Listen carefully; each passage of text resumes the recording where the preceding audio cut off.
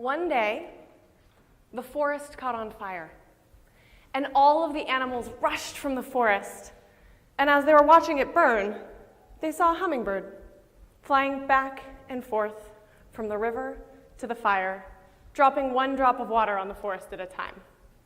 And they stopped her and said, "Hummingbird, what are you doing?" And before returning to her work, she said, "I'm doing the best that I can." And everyone in this room knows what it feels like to be one of those other animals, looking at the fire and thinking that it seems impossibly big. But we also know the power that comes from acting anyway. My name is Ayla Schlosser, and I'm the founder of Resonate, where we believe that leadership isn't a role or a title, it's a way of being, proactive in the face of a challenge. At Resonate, we're pioneering a new approach to women's leadership, where we unlock the potential of the women and girls that we work with in East Africa so that they can lead the changes that they want to see in their lives and communities. We use a validated approach that's been proven in US community organizing. It's been formalized by a Harvard professor named Marshall Gans, but we've adapted it for the communities that we work with.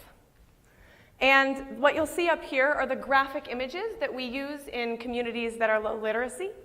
And they outline the 3 steps of our storytelling for leadership model, which takes 3 days. First, we teach them our definition of leadership, proactivity in the face of a challenge.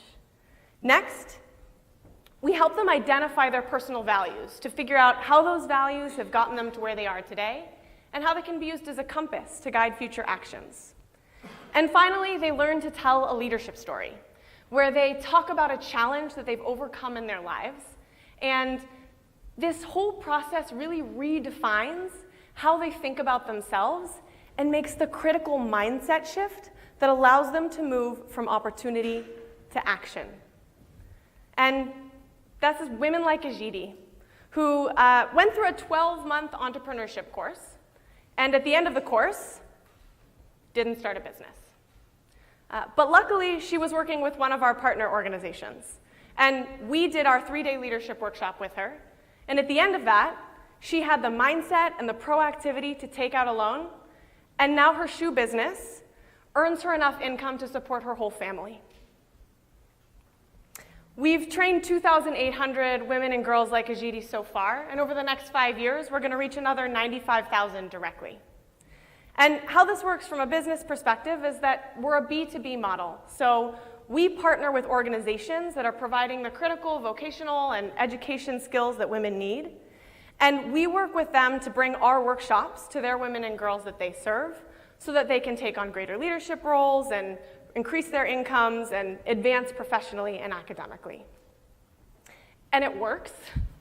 We have just gotten a control study back which shows that 26% of the women are 26% more likely to take on a leadership role, meaning running for and getting elected to village council. And they're 30% more likely to say that they can solve their own problems. And their increase in income is 43%. We've worked with a wide variety of local and regional partners throughout East Africa, and one in particular, a handbag factory. We did leadership training with all of their artisans, and we've really seen the difference. Because now, when an artisan breaks a needle, she raises her hand and reports the problem. We also see that there's greater communication on the factory floor, and it's increased productivity of the entire factory. And this year, 100% of our clients said they would recommend our work to others. So where do we go from here? We've piloted an approach with a proven curriculum, a great team, and a growing client base. Now, we're expanding so that we can reach more women and girls through working with bigger international development organizations. And ultimately, we want to influence the way that development is done so that skills training and education are combined with the critical leadership and mindset shifts required so that women can fulfill their potential.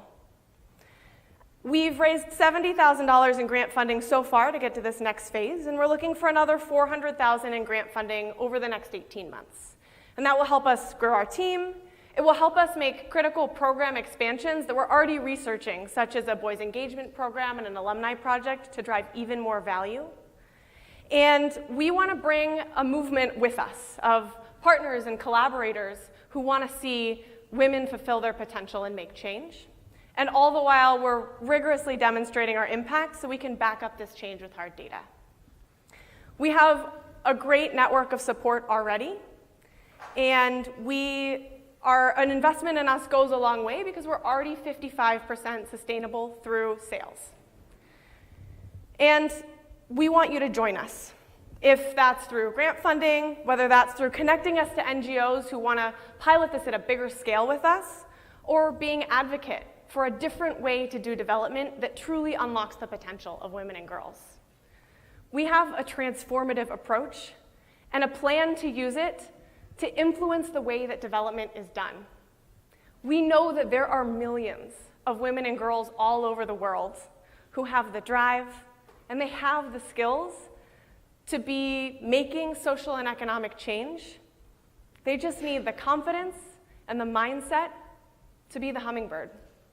Help us make that impact resonate.